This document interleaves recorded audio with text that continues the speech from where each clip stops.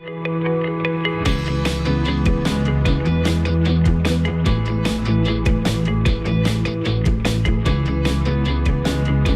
here. He made it. Hello. Welcome to Pastor's Perspective.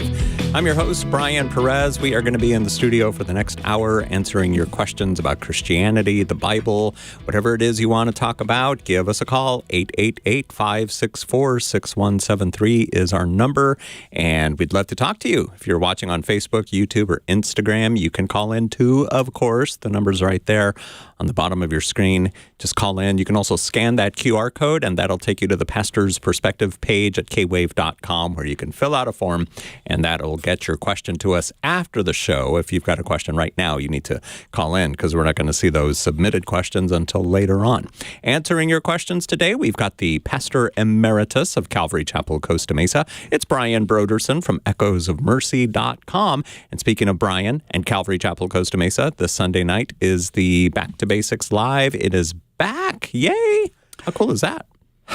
Well, I think it's super cool. I'm excited about jumping into the great epistle to the Romans. So, yeah, we're going to be many readers' view of the gospel has been clarified in reading the book of Romans. So I'm excited about you doing it. That's Dr. Ed Stetzer, the Dean of the Talbot School of Theology at Biola University, also our official phone number giver.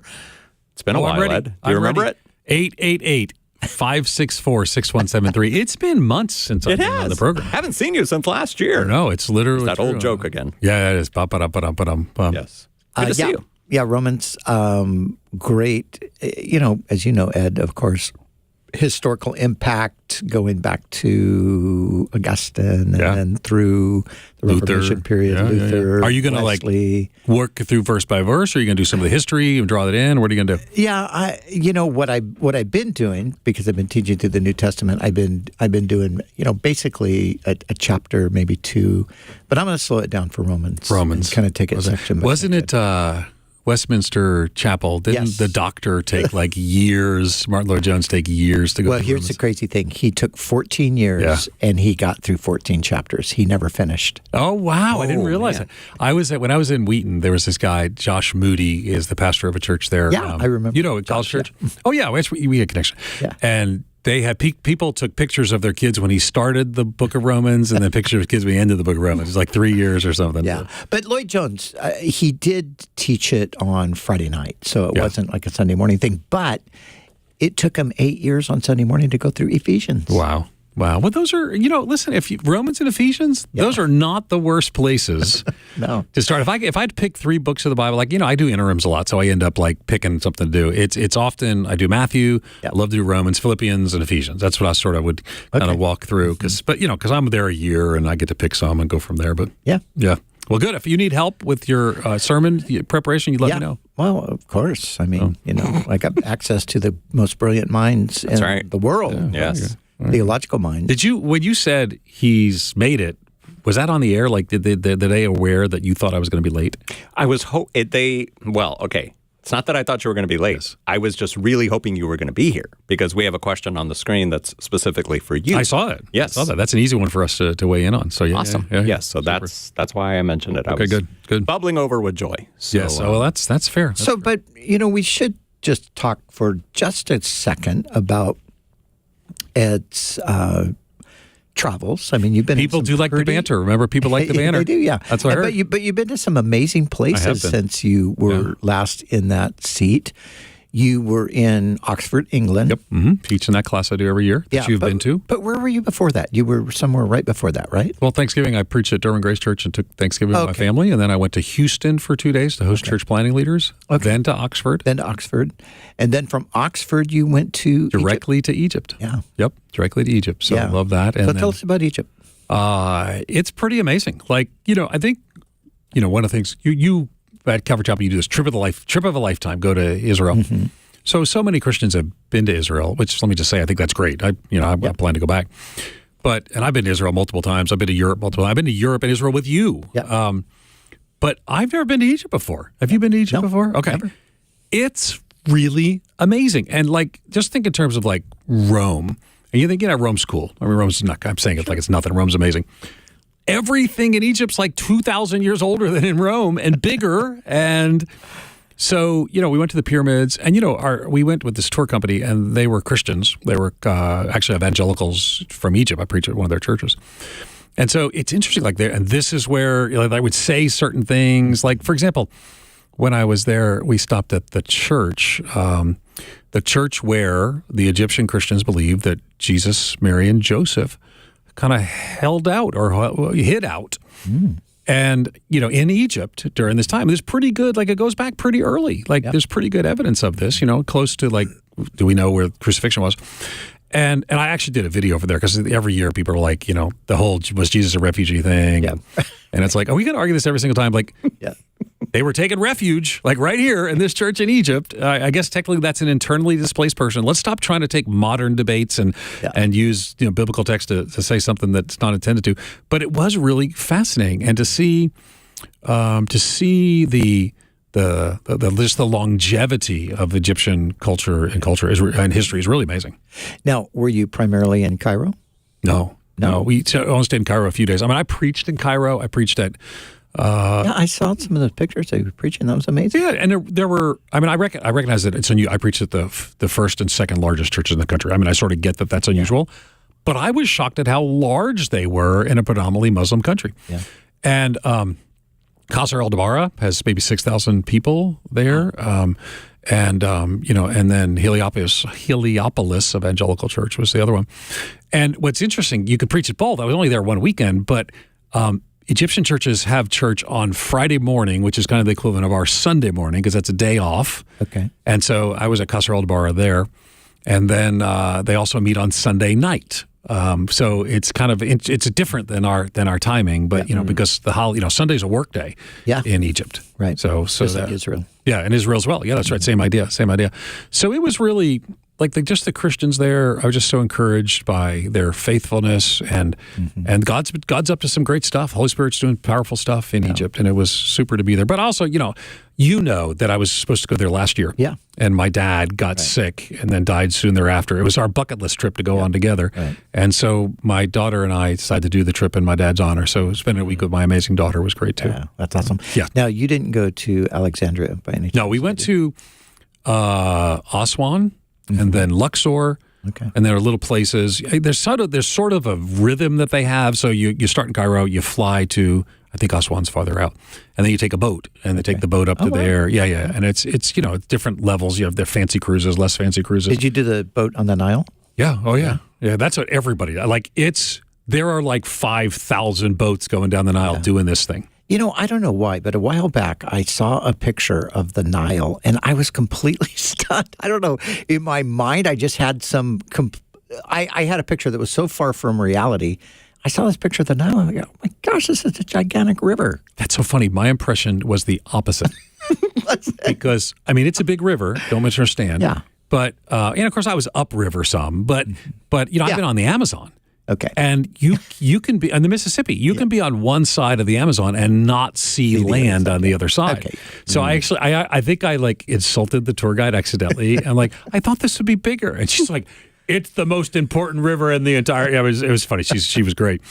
But it's kind of like the Thames. The Thames going through London. The Thames River. That's what the Americans call it. Yeah, the Thames in London. When you're, you obviously can see the other side of it, but it's pretty wide in central. Yeah, it's a big river. But then you get out to where I used to live on the Richmond area and stuff, and it's much smaller, much more quaint. Yeah. What I found so fascinating was when you're on the boat in the Nile. Yeah. Everything's lush around the sides, but you can actually see the desert in the distance. Yeah, right. So it's literally it's this. I mean, you think about all these things about river of life and all this sort of stuff. I mean, that water is life, and outside of that water is no life. Yeah. And it was kind of fascinating. So I kept some of that biblical imagery of a tree planted by streams of water. That's in Psalm, by the way, chapter 1. Yeah. So just in case you didn't, Bible memory, it's good. One of my first verses I memorized. But it's, it was really. It was really good trip in honor of my dad and with my daughter, and I learned some stuff. And I did do a pastors conference when I was there. I love pastors. I'm the dean of the Talbot School of Theology. We love pastors, and so we train them when we get the opportunity. Yeah, that's great. Well, good. Cool. All right. Thanks for letting me have a little fun update. Yeah, thanks for the update. Yeah, if you guys are planning a trip to Egypt soon and want to know where to eat, where to stay, call in 888-564-6173. Let's start our time on the phones with Elaine in San Diego, listening on FM 107.9 K-Wave. Hello, Elaine. Hello. My friend Ed, how are you? Hi there, Elaine. Good to hear your voice. Yeah, my voice changed because I have a cold. But we've met first in Chicago at Witten. Oh. And I was just there over the holidays speaking to 1,600 people conference. And then we met at Korea. So oh my. We met recently at Cross Point Church when you did the Chinese version of Lead the Way. Oh, super. Well, good to connect with you again, Elaine. Good. How can I be of help? What's the question? Well, first of all, I enjoy Egypt. We went to similar places you did last February. So nice. Beautiful. Amazing. And also, our pastor, Dan Bentley, is preaching on Romans this year also. Oh, wow. Many good Maranatha Chapel. Mm-hmm. So my question today... Oh, at Maranatha Chapel, Daniel Bentley. Yeah, your friend. My friend, yes, indeed. Young pastor, very grateful, and we miss Pastor Ray. Yes, indeed. Tell Daniel we should get him on Pastor's Perspective. That'd be fun. Yeah, you should. We should. I'll text him. Yeah. Okay. He's very gifted. So my question, I've asked Pastor Brian before, and by the way, I listen every single day. Love your spiritual humor with Cheryl. Thank you, Elaine. I'm very tempted to get that CD or DVD. They're all sold out. Well, we were running off some more copies, so maybe we have some more now. Yeah, my question is the importance of workplace discipleship in the church and the church role. And then Ed, you may remember in Korea, I launched the Global Day of Faith at Work. May 1st, we declare as the Global Day of Faith at Work, starting last year. So this is the second year. So it's a related question, and I'm sure you view it as important. And I just want your perspective on how the church should truly implement faith at work. And I am asking from the background of leading workplace ministry for 30 years, the Call to Work ministry. We celebrate 30 years. And my own career in the corporate world for 33 years, and now discipling many Christians how to integrate their faith at work. So I want to get your perspective on the church role and how it's best to implement. Well, Ed? Sure. And of course, the connection, if I understand your connection inside Lausanne. Lausanne has this workplace forum, this workplace focus, and and I think one of the reasons for this is, and you mentioned the Reformation earlier, Romans chapter. Well, I don't know what chapter we were talking about. We're talking about Romans. Lots of chapters in there, but one of the things that the Reformation did is return to, I think, the biblical principle of vocation, that the clergy are not some sort of special category. That what they do is better. It's or even more important. I mean, we all have our place in God's kingdom and God's mission.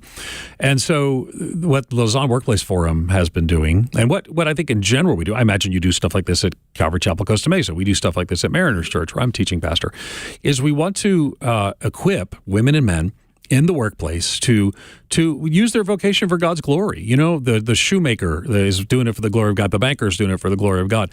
And for that to be valued in the church, not as something lesser, that sort of your job as a person in the workplace is sort of pay, pray, and stay out of the way so the real work can be done by the clergy.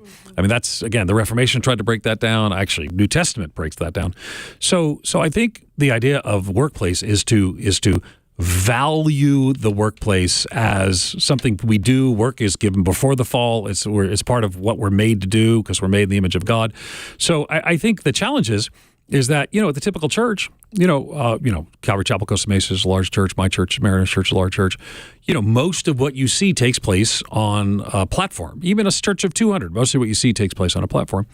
So how do you value and empower regular people who are working for the glory of God in their workplace? So I think that's part of it. But your specific question was in and around discipleship. So as you know, probably, Elaine, Billy Graham referred to, we've heard of the 1040 window. That's, that area, predominantly Muslim part of the world, that's the least reached part of the world. That's a missions thing. We got to go to the 1040 window. That's the latitude 10 and 40. Well, Billy Graham referred to the workplace as the 9 to 5 window. Now, Graham's focus was was very much on evangelism in the workplace. But for us, it's all of that. It's you using your work for the glory of God, being the best that you can do at your role for the glory of God, living on mission in the workplace, being a representative of the kingdom of God, being discipled in context and community, and then yes, sharing your faith as well. So, what would you add there, over Pastor? Well, I was curious, and of course we've had many congregants over the years who have, basically like started a workplace Bible study and things like that, and then those sometimes will even grow into ministry beyond the workplace. But Elaine, were you how are you encouraging people? Like, in what way in the workplace are you encouraging people beside doing their work for the glory of God, and maybe doing like a lunchtime Bible study or something? What's kind of your vision or your thought for workplace ministry? Thank you for the opportunity to share, because I believe all of us as believers, are disciples, and we are all in a life of discipleship, right? We disciple very well how to lead the Bible, worship, serve at the church. Keep doing that. We also disciple parents, children, family discipleship. And I feel that the church is a bit lacking in workplace discipleship, helping believers how to really integrate their faith at work, put it in front and center, like Tom Nelson, like Redeemer, like Saddleback. Yeah. Really I don't know about your two churches, how much you really focus on workplace discipleship, and I find that lacking in most churches. And that's my passion, to help churches. We have curriculum, I'm sure you can all teach, really how to bring it, quote unquote, down to earth. Yeah. As Reverend Graham said, he believes the next great move of God is through the believers in the workplace. And I believe the workplace is the largest mission field, right? Yeah. Served by the largest mission force. Many co-workers don't ever go to the church. They are the UUPG. They are our 1040 window. And we have so many ethnic background coming to work together. So, yeah. It's a great, like you said, I mean, it really is a mission field. And I think too, Ed, sometimes I think people, I know people over the years who have thought like, they've kind of looked at, say, maybe, the church staff or something, and they thought, oh gosh, man, I just wish I could be at the church. I wish I could work at the church. I got to go work at this secular job. And so they don't see at all their job as a part of God's calling or mission. They see it as this burdensome thing they just have to do. But they really want to just spend most of their time at the church.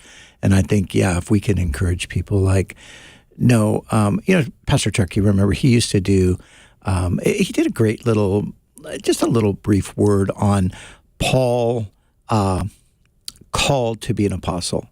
And then he would leap off the called, and, Brian called to be a radio broadcaster, Ed called to be a seminary dean, so-and-so called to be a mechanic, or, and he would just make sure people understood that your calling doesn't have to be in a church context. Your calling is quite often outside of that. I did a study years ago on the calling of Jesus, calling the apostles, and I called it fishing for fish and fishing for men. And, the vast majority of Christians will fish for fish, so to speak. Jesus only calls 12 out of fishing for, they're not all 12 fishermen, but, he calls Peter, James, and John, he calls them out of fishing for fish to become fishers of men. And that's the distinction that sometimes I think is good to remember. Most people are called to fish for fish in the sense that most people are called to live out their Christian faith. I'm not sure I'm following you with the fish for fish thing. So, and I'll explain it to you keep later. it simple for me. Keep it simple for me.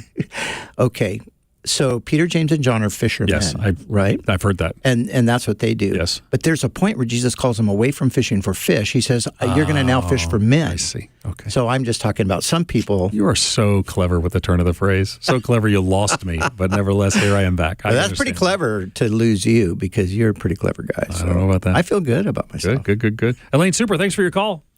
Yes, but I had a follow-up question. Okay, go for it. Because often we'll hear that when Christians work in a secular environment, sometimes all they want to do is talk about Jesus. Right. And they're not getting their work done. Oh, that's so true. And then they wind up getting fired or something. And, oh, I'm being persecuted. Yeah. And it's like, no, you're not doing what you were hired to do. So how do you draw that? Okay, so I got to go back to, first of all, I just noticed, are you trying to grow a beard? Is that? Trying. Okay. No, I'm not. I'm not. Okay, Just lazy. This is just from January? Okay. Yes. I didn't know. Actually, December. That's no. from December? No, Okay, I'm joking. all right. I'm joking. So when I was, my first real job, I became the assistant night manager. Not assistant to the night manager, but assistant night manager at Burger King. Right? So this was, Which one? In Orlando, Florida. Okay. Is it still there? 436. It is. Corner of 436 and Cimarron Boulevard. We need to put a plaque there. Ed Stetzer. I can assure you that I would have put. But I love burger. I still eat a burger. It's a good sign when you go. The Whopper is. I mean, In-N-Out Burger's better, but I didn't have that as an option back then. Yes. Okay. So, and I feel like I have to say that because it's true, but also because we're very thankful for the Snyders at the Biola University Film School. That is Hi, Lindsay. after them. Yeah, exactly. Yeah. Is she a listener? Yes. Yep. Everybody listens. Okay. To Everybody does. That's fair. Yes. Okay. So, anyway, so I was there, and my manager was named Pat, and I forget his last name. He was a big grumpy dude, and he said to me, we were talking one day, and I was I was like in high school, and I was told him I was a Christian. He said, "Well, I don't hire Christians. I wouldn't have hired you if I would know." Now you can't say that today. You get in trouble for that. I hope. I think it's Burger King. I don't think faith is a barrier to entry. So he said, "So why don't you hire that?" I said, "Because they're lazy. They take all the time talking about religion. They demand Sundays off, and they're just not hard workers." I was like, "Wow, Pat. Well, I mean, did you find me to be like that?" And he said, "Nope. That's why I like you, and why I'm not firing you for being a Christian." I mean, literally said that out loud. This would be such an HR story today. And so, but I got to tell you, like, I've had encounters with Christians who sort of were entitled in the workplace, who didn't work very hard, who, and again, I think asking for a Sunday off for worship is a very appropriate thing, but they kind of like the rest of the week, they weren't particularly working hard. They were entitled. So yeah, I think you got to do this for the glory of God. Do all that you do, for the glory of God. And I think serving well, being a good employee is all part of that. I want Christians to be known as the best workers in the workplace. Yeah. I mean, that's scripture, right? Whatever you do, do with all your heart to the Lord and not to people. I mean, that's what God tells us. So very good. So Elaine, one quick question for you is calledtowork.org your website? Yes. Awesome. We got a plug for your website, right? We looked you up online. Called to work, CALLED to work.org. That's calledtowork.org. That's funny. Basically. It could, now you've set a precedent, though. Everyone's going to call in and ask you to specifically mention their website. So great. All right. Well, that's all right. You're in charge. You and your bearded wonder self are in charge. But these people think I'm doing it for free. Elaine, I will send you a bill. Oh, that's well done. Well played. No, I'm joking. I'm not going to do that. All right. Everyone else I will, but not Elaine. All right, 888-564-6173 is the number, right, Ed? Yes, 888-564-6173. We're taking your calls live here on Pastor's Perspective. I'm Ed Stetzer, your host at Ed Stetzer Live. No, that's my Saturday radio program. So that's right, which airs here on K-Wave. Right here on K-Wave. At 9 a.m. on Saturdays. Look at you. You're so humble. You have your own program, but you come in here and you let us, mock you, and like you guys. You let Brian boss you around. Brian does boss us all around. I like you guys. And Brian Broderson, you're the real deal. Don and I were talking about you just the other day. You're just the real deal. We appreciate you. Well, and you guys are great Christian employees, I must say. Are we? Yes, Are we at work? I just met with my president and provost, so I got to sit down. I got these meetings, and I'm like, and they seemed happy with the work, so that's good. It is. All right, 888-564-6173. Let's talk to Christians. We've been talking to Christians all day, but this guy's name is specifically Christian in West Covina, listening on kwave.com. Hello, how can we help you today, Christian? Hey, pastors, how's it going? Good. How you doing? So I have a quick question. I'll keep it short. Currently got accepted into Bible college. I am a Calvary Chapel, resident. So my question is, because, I was trying to figure if God was actually calling me to go to school. And it took a while, and, he kept pounding it in my thoughts and my mind, and then he finally confirmed it again. Well, I got accepted, and my question is that I cannot physically go into class because I work a swing shift job, and most of the classes are during the evenings, and so on my application, I put my brother's address instead of putting my address. Yeah, and so I don't want to be like Jacob, deceiving as he came to Isaac for the blessing. So I wanted to see what you guys thought about that. Okay, but why did you put your brother's instead of your own? Because that was the only way I could take online classes. Oh, right. Okay, so right. So yeah, where do you live? Are you here in California? Oh yeah, West Covina. Yeah. Okay, right. And where's your brother? Is he out of state? No. My brother actually lives up in Victorville area, the high desert. Okay. But it's a college where if you live locally, they tell you, no, you can't do online courses because you're right down the street? Exactly. And which Calvary Chapel Bible College is this? This was Golden Springs. Okay, Golden Springs, yeah. Yeah, we are not connected with the Golden Springs campus. That's, an independent campus that is basically connected to the church in Golden Springs. So I don't know why they would have that policy other than they want you to try to come. Yeah, no, it's kind of a thing. Yeah. It's kind of a thing. Some schools, because they don't want to cannibalize their in-person experience, right. They don't let you take online. We are not one of the schools that do that, but I would guess 10 years ago probably that was the case of a lot of schools. Yeah. Yeah, so, I mean, it is one of those things, I think that you're obviously, your conscience is bothering you about giving your brother's address instead of yours. I would say that it would be better to just be honest with them and say, hey, I gave you the wrong address because my schedule is this and I really want to do it, but I can't attend. And then just trust that whatever the decision is will be the outcome. And Christian, let me say, I am the leader of the Talbot School of Theology at Biola University. We're the largest seminary on the West Coast. And if someone said that to me, I'd say, that's fine. Yeah. Yes, and I would say, if not, there are other wonderful online Bible colleges. Yeah. We have. Actually, Biola University. I'm not recruiting from this. I mean, I want you to work it out with them, but we do this online. Yeah. At Biola. Well, I am the chairman of the board of Calvary Chapel Bible College. Yeah. Are you have online options as well? Absolutely. Yeah. So it's like Yeah, so if you want to look for another online option, you could just go to calvarychapelbiblecollege.com and you can find out about it there. Or you could go to Biola University Talbot School of Theology. Yes, online. You could do that. It is a different experience. But I would, first of all, just reconnect with Golden Springs campus, and I would think that they would have some sympathy. We're not doing any gambling around here, but I'm a betting man that'll be just fine, and I appreciate your honesty. Yeah. Does this help you, Christian? On Saturday. What was that? Hello? I have orientation on Saturday, so I think I'm just going to talk to somebody there. Yeah, just show up and say, hey, this is... just tell them what. Just tell them. It should be fine. There are a bunch of sinners over there anyway, so they're not, we have sinners everywhere. They're not going to condemn you. Exactly. Jesus says, go and sin no more. Christian, thanks for your call today on Pastor's Perspective. And we're going to take a quick break, and then we'll be back with more of your phone calls. We've got Pastor Brian Broderson here, as well as Dr. Ed Stetzer, the Dean of the Talbot School of Theology at Biola University. If you've got a question for us, give us a call. The number to call is... 888-564-6173. So I'm the phone number guy. 888. I told you. You're the official. 564-6173. Call us. You can add that to all your titles. Oh, I don't need another title.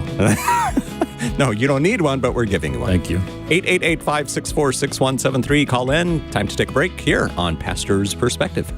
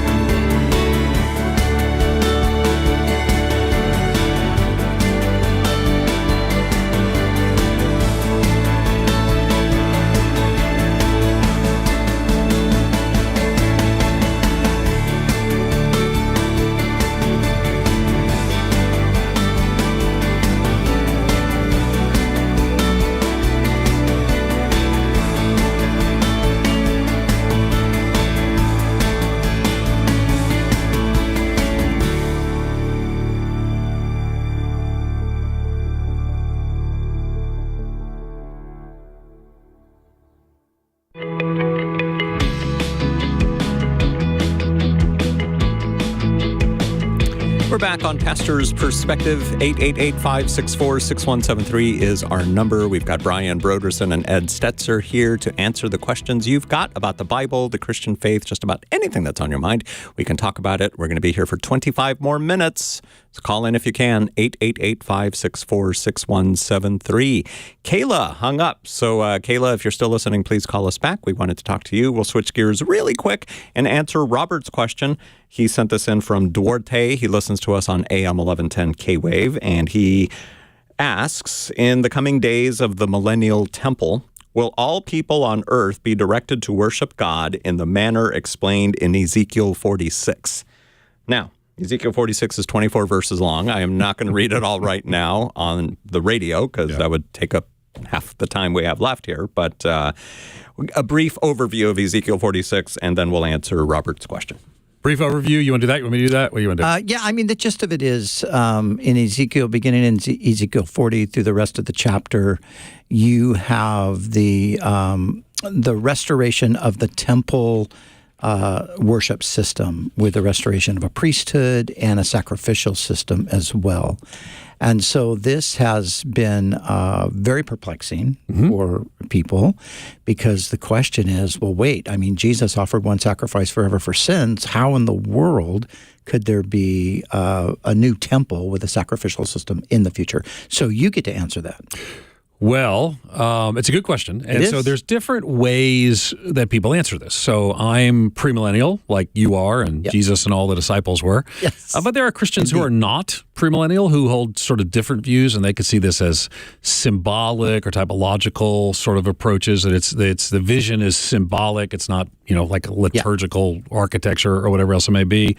I'm a premillennial, and what that means for those who are unfamiliar with the terms is that we believe that there'll be a millennial reign for 1,000 years, and during that time, God is fulfilling doing lots of things, but fulfilling some, including some promises made to Israel, and so my answer to the question is I do think that during the millennium, the nations will be directed to Jerusalem. There'll be a worship system. It'll include certain things, and there are kind of things that are listed there. But like the nations coming to Jerusalem, yes. The nations streaming Lord's house, yes. And there's different things that are sort of here. The question, I think, behind his question is, okay, but what about the sacrifices? Right. Yeah.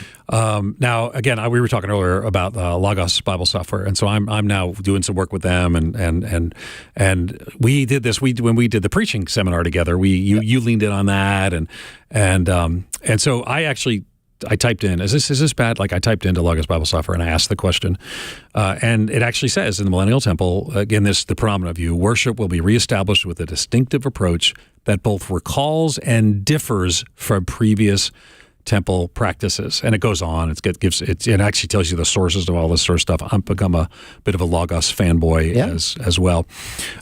So I do think the sacrifices will not be for sin atonement. I'm actually reading from Logos here, but because Christ's sacrifice has already done that. But they serve in maybe some ways like the Lord's Supper does. Yeah. They're like memorial offerings or sacrifices remembering Christ's atoning work. I think but I'd say at the end of the day, like this is, I was talking to Eric Geiger, my pastor. He's doing a series he's working on, and he's like, okay, so we're thinking through premillennial or amillennial, different views. And it's like, I mean, sacrifices during the millennium is a kind of a tricky thing to explain. Like, what's going on there? Yeah. Okay, so that's my explanation with the help of Logos Bible Software. What would you agree, disagree, nuance it? No, I would have said the same thing, and I think that likening it to the Lord's Supper is the way I always do it, because you think of, so the church for 2,000 years at this point, we have had this memorial.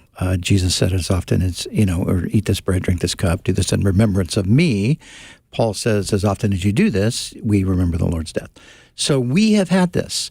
Israel has had nothing of that at all. Right. So when the Lord comes and establishes his reign over the earth, I think the sacrificial system there will be a reminder to them, just like communion is to us, of the fact that the one who is sitting on the throne as their king is also the one who was the Lamb of God who was slain from the foundation of the world. Now, I know that like you said, Ed, with you've got the different views, and I think theological systems, by necessity, have to interpret scriptures in different ways to fit with the theological system. Agreed. And I think that's the mistake that is made. I think there are certain aspects of Scripture that we can't necessarily figure it out. I think we just have to say, this is what it says. I don't really know exactly how it all works out with the fact that Jesus had made atonement forever. Hebrews chapter 10 makes that clear. But this is what it says. Yeah. So I'm going to go with that. This is what's happening, because we interpret the Scripture in this case literally.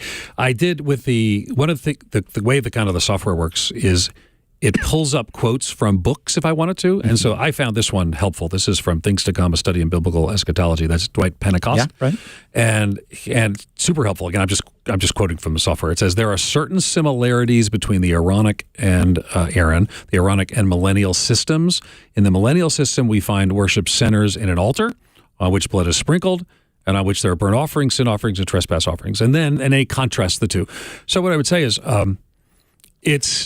it is a strange thing that there are sacrifices taking place in the millennium. It is, but I think that the best explanation is pointing us to this memorial sense. Yep. So, but the question, going back to the question, is all of the world going to be engaged in this worship? There are definitely times when it seems in Scripture that during the millennium, God is calling the nations to come to Jerusalem, specifically at the Feast of Tabernacles. But will the nations participate? I don't know that that's necessarily the case. I think this is something that is really more localized for Israel. Right. And because, geographically it obviously is. Yeah. So I don't know how the whole world could participate, but the center of world worship would still be what goes on in Jerusalem. Yeah. Super. Robert, thank you for sending in your question through the Pastor's Perspective page at kwave.com. And if you want to find out more about Logos Bible software, go to logos.com. How do you spell Logos? Well, it's like logos, not Legos. Logos, LOGOS.com. Yes? Yeah. Phone number. Phone number, 888-564-6173. That's 888-564-6173. It's a little rusty, all that traveling. Well, I have not been here for 2 months. 2 months. But, I think we've got some times on the schedule. So I think you're here like the next 5 out of 6 weeks. Let's roll, baby. That's amazing. Yes, it's going to be fun. And I'm going to be gone. That's going to be fun. And we're going to start talking about, and we're going to be pointing to our Anchored conference. We're very excited about our Anchored conference that's coming up this May. Is that for news anchors? No. You want to be a news anchor? But we've got, who do we got? We got Sean McDowell. We got Chris Brooks. Is Chris.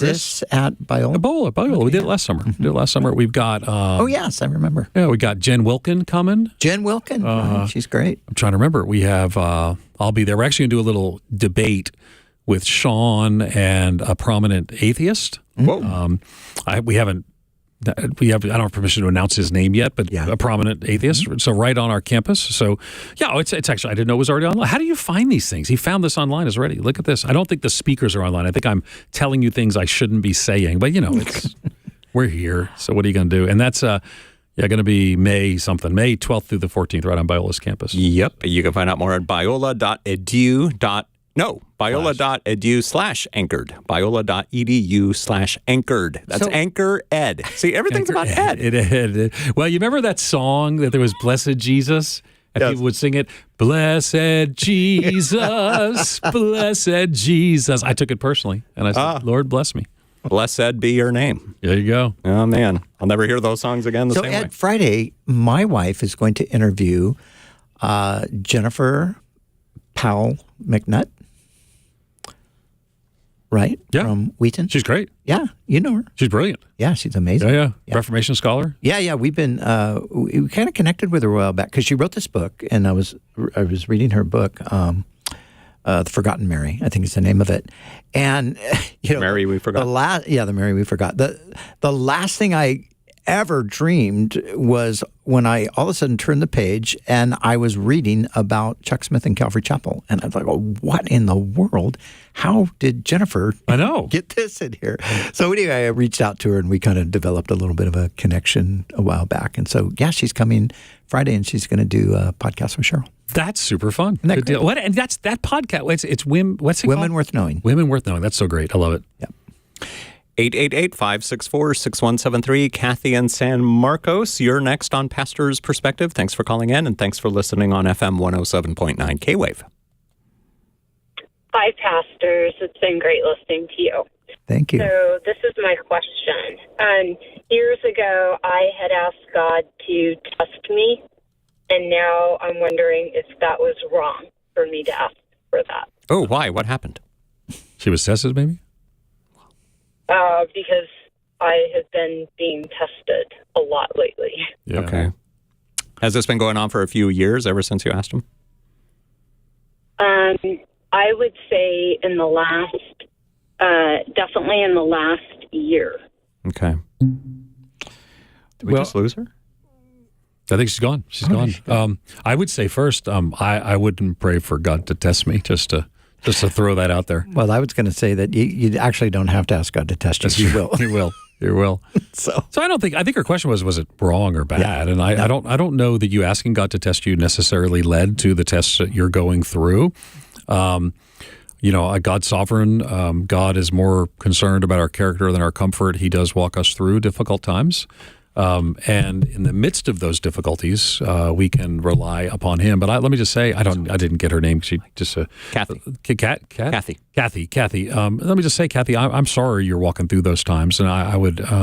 But again, I don't know that there's a direct correlation between you asking God to test you and the difficulty you're in. And I would say, trust the Lord in the midst of this with all your heart. Don't lean on your own understanding. In all your ways, acknowledge Him, and He'll direct your paths. Mm-hmm.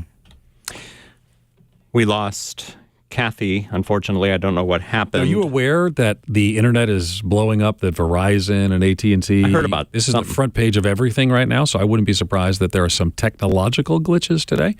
But thankfully, we still have our phones working. But yeah, it's been everywhere. Mm-hmm. So is it a good idea for Christians to ask God and why maybe to God, I want to make sure I want to prove that I love you. So test me and I will stay strong. Maybe that's what Kathy was. The psalmist said, "Search me, O God, know my heart, try me, know my ways." Try me. I think that, like Ed said, it's not bad. It's not like you've committed a sin, or it's not like God says, "Okay, here we go. I'm going to get you now because you said that." I mean, we can say lots of things, and thankfully, God does not do what we say. But like I said, we're going to be tested regardless, whether we ask or not. And God generally doesn't ask permission.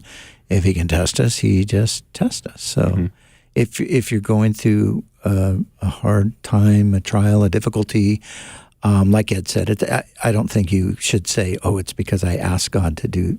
I would like it. She's gone now, but I would like to have asked. What was your motivation for asking God to test you? Yeah. But in God's goodness, God is there with you and walking through even this difficulty with you. Yeah. Thanks for calling us today on Pastor's Perspective. Tony, we lost him as well, so maybe the same glitch. I don't know. Here is Lynette in Los Angeles listening on the K-Wave app. Thank you for downloading the app, Lynette, and thanks for calling in today. Thank you so much. So my question is, when people sin against you, I know you forgive them like instantly because we need forgiven, but I mean, it's at work. So, I'm a Christian and I tell people I'm a Christian, but I usually don't sometimes because I just let my light shine. And so at work, a person kept touching me and I told them to stop. And they kept touching me. And then at the end of the shift, I got fired. I got fired from that job. But I just wrestled with it so much that I had to file a police report, sexual battery against that person. My. And I got fired and DNR'd from this job and lost my bonuses. And I know Habakkuk, I always read that. And his complaint is, why do you let sinful people prosper and everything? This guy got bonus and he got all that, and it's like he's still on the job. And is there any other scriptures that will help comfort me because of this? Because I'm so distraught about this, because I love being a chef. I'm great at it, and my work ethic is spot on because I know God is watching all the time. So that's why I always produce, good work ethic. Here's a scripture, Labor Union chapter 1, verse, no, I'm joking. But I mean, seriously, you've got a labor board. Got to call the labor board on something like this. But is there an HR department at the restaurant? Is that a restaurant? There is. Is there HR department? Yeah. I did an incident report, and it's And you got fired. Happening, and it happened to me last year on December 16th. Also, I was working as working downtown LA, and a person who I don't even know, she like hit me in my side. I was like, oh my God, what did you do that for?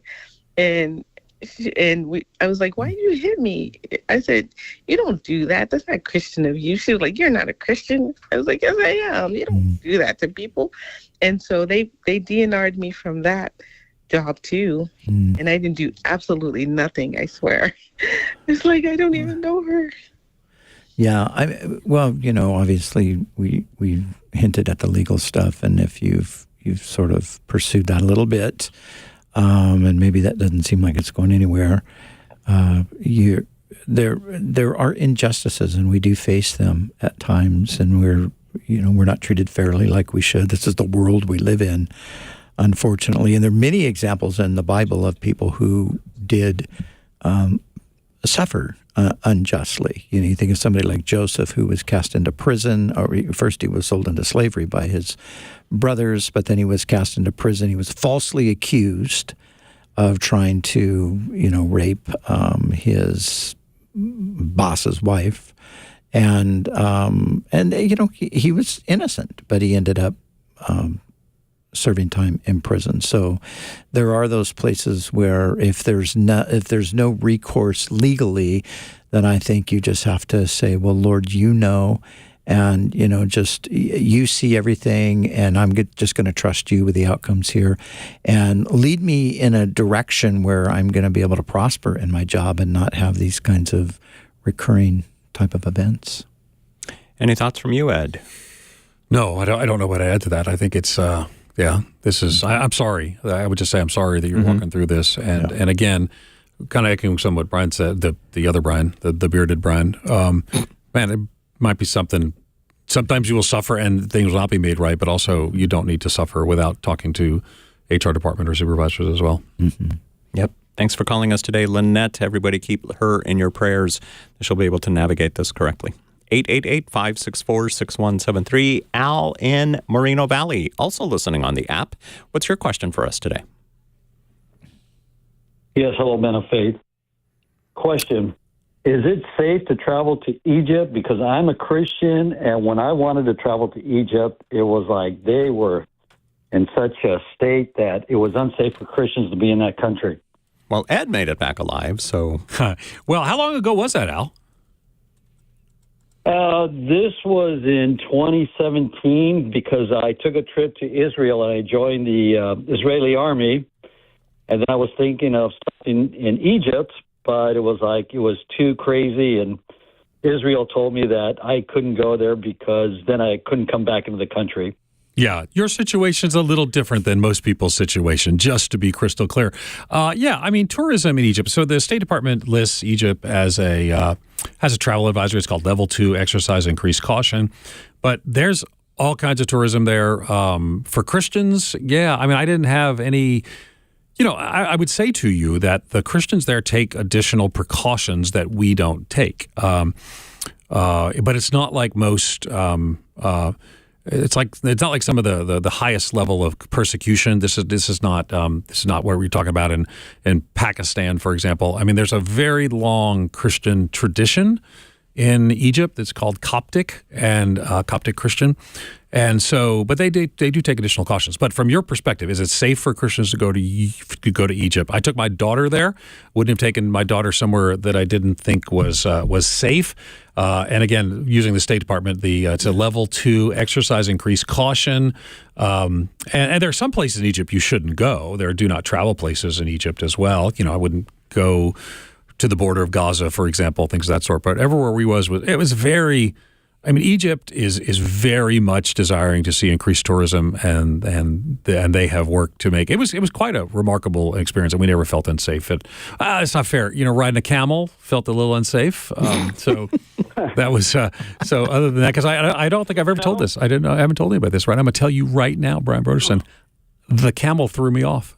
Wow. This is a true story. They said it's never happened before. You know, Really? it's like, yeah. So I'm not that big. I mean, I've lost weight. So, but it was, I took a little nosedive off the camel. So Wow. it was exciting.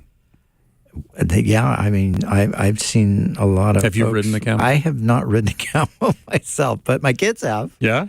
and my wife has. Yeah. My daughter did. So we both got up. I got up and the camel decided to lean Just to- forward and get rid of me. Wow, did he yeah. like buck you off? Kind I of don't know, like throw you, or you Buck, just you know, fell there's over? sort of the way a camel's a little different. Like it just kind of its whole front goes forward, Yeah. and then it kind of tilts you off, and that's what it did. So it was fun. They were there. They caught me. It was fine. I didn't. Well, I'm glad to hear he didn't stomp on you after. No, that's not true. I hear they can be mean, but they were super nice. But a serious answer to this question. It's the tours are there, and Christians are welcome to come. And again, I can't guarantee your safety, but that would be what the State Department would say as well. All right, Al, thanks for your phone call. Danny and Pomona, you're next. What's your question for Pastor Brian Broderson and Professor Ed Stetzer? Hi, Pastor. I often hear pastors say that we're living in the last days, you know, and there have been worse periods of time in history. I know the Bible, I'm going to paraphrase it, says scoffers will say things. Are you on an airplane, Danny? What is all that background noise? Oh, that was a call. Let me take you off speaker. Yeah, that'd be good. I thought it was like on a runway or something. I was walking by the traffic. They say scoffers will say in the last days things are going on that they always have. I want to know, when they mention that we're living in the last days, do they mean like the last 100 days, last 1,000 days? But they never really be specific, you know, what they mean. Mm-hmm.